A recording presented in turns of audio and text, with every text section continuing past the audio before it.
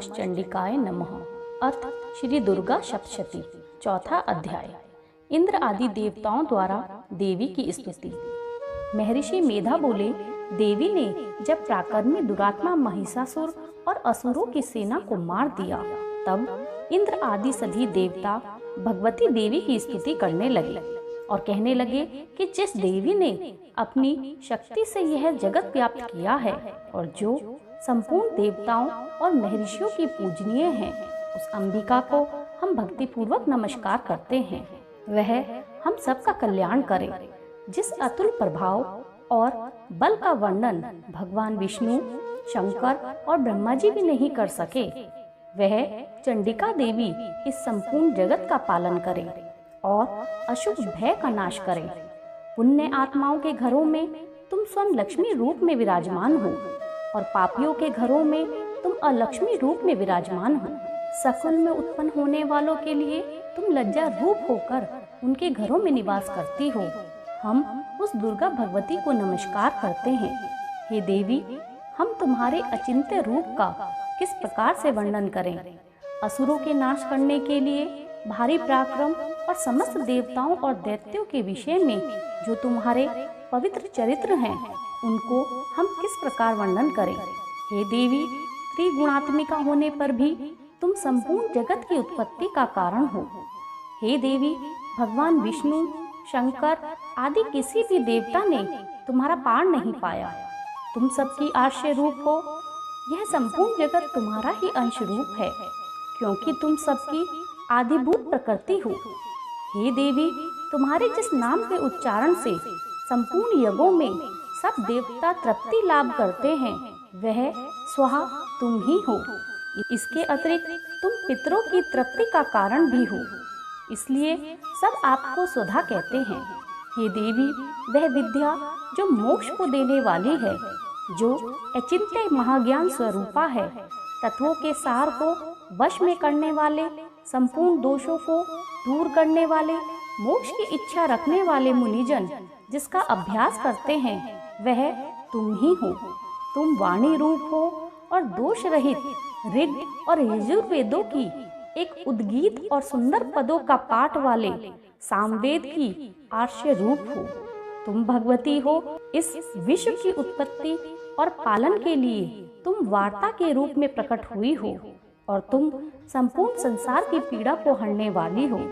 हे देवी, जिससे सारे शास्त्रों को जाना जाता है, वह मेघा शक्ति तुम ही हो और दुर्गम भवसागर से पार कराने वाली तुम ही हो। लक्ष्मी रूप से विष्णु भगवान के हृदय में निवास करने वाली और भगवान महादेव द्वारा सम्मानित गौरी देवी भी तुम ही हो। मंद मुस्कान वाले, निर्मल पूर्ण चंद बिंद के समान और उत्तम सुवर्ण की मनोहर कांति के कमनीय तुम्हारे मुखों को देखकर भी महिषासुर क्रोध में भर गया। यह बड़े आश्चर्य की बात है।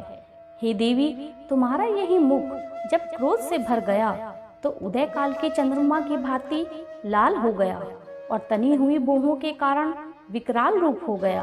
उसे देखकर भी महिषासुर के शीघ्र प्राण नहीं निकले। यह बड़े आश्चर्य की बात है। आपके कुपित मुख के दर्शन करके भला कौन जीवित रह सकता है। हे देवी, तुम हमारे कल्याण के लिए प्रसन्न हो। आपके प्रसन्न होने से इस जगत का अभुद्य होता है और जब आप क्रुद्ध हो जाती हैं तो कितने ही कुलों का सर्वनाश हो जाता है। यह हमने अभी अभी जाना है कि जब तुमने महिषासुर की बहुत बड़ी सेना को देखते ही देखते मार दिया। हे देवी, सदा प्रताप देने वाली तुम जिस पर प्रसन्न हो जाती हो, वही देश में सम्मानित होते हैं। उनके धन यश की वृद्धि होती है। उनका धर्म कभी शिथिल नहीं होता है और उनके यहाँ अधिक पुत्र पुत्रियां और नौकर होते हैं। हे देवी, तुम्हारी कृपा से ही धर्मात्मा पुरुष प्रतिदिन श्रद्धा पूर्वक यज्ञ करता है और धर्माकुल आचरण करता है और उसके प्रभाव से स्वर्गलोक को जाता है, क्योंकि तुम तीनों लोकों में मनवांचित फल को देने वाली हो। हे माँ दुर्गे, तुम स्मरण करने पर संपूर्ण जीवों के भय नष्ट कर देती हो। स्थिर चित्त वालों के द्वारा चिंतन करने पर अत्यंत मंगल देती हो। हे दरिद्र दुख नाशनी देवी, तुम्हारे सिवा दूसरा कौन है। तुम्हारा चित्त सदा दूसरों के उपकार में लगा रहता है। हे देवी, चिरकाल तक पाप करते रहने के कारण भी वह तुम्हारे साथ युद्ध करके सीधे स्वर्ग को जाएं, इसलिए तुम उनका वध करती हो। हे देवी, क्या तुम दृष्टिपात मात्र से समस्त असुरों को भस्म नहीं कर सकती? अवश्य कर सकती हो, किंतु तुम्हारा शत्रुओं को शस्त्रों के द्वारा मारना इसलिए भी है कि शस्त्रों के द्वारा मरकर वे सीधे स्वर्ग को जावें। इस तरह से भी हे देवी, उन शत्रुओं के प्रति तुम्हारा विचार उत्तम है। हे देवी, तुम्हारे उग्र खड़ग की चमक से और त्रिशूल की नोक की क्रांति की किरणों से असुरों की आंखें फूट नहीं गई। उसका कारण यह था कि वे किरणों से शोभायमान तुम्हारे चंद्रमा के समान आनंद प्रदान करने वाले सुंदर मुख को देख रहे थे। हे देवी, तुम्हारा शील बुरे वृतांत को दूर करने वाला है। तुम्हारा बल व पराक्रम शत्रुओं का नाश करने वाला है। इस तरह तुमने शत्रुओं पर भी दया प्रकट की है। हे देवी, तुम्हारे बल की किसके साथ बराबरी की जा सकती है? शत्रुओं को भय देने वाला इतना सुंदर रूप भी और किसका है? हृदय में कृपा और युद्ध में निष्ठुरता, यह दोनों बातें तीनों लोकों में केवल तुम्ही में देखने में आई हैं।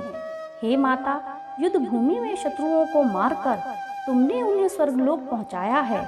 इस तरह तीनों लोकों को तुम रक्षा करती हो तथा उन उन्मत्त असुरों से जो हमें भय था उसको भी तुमने दूर किया है।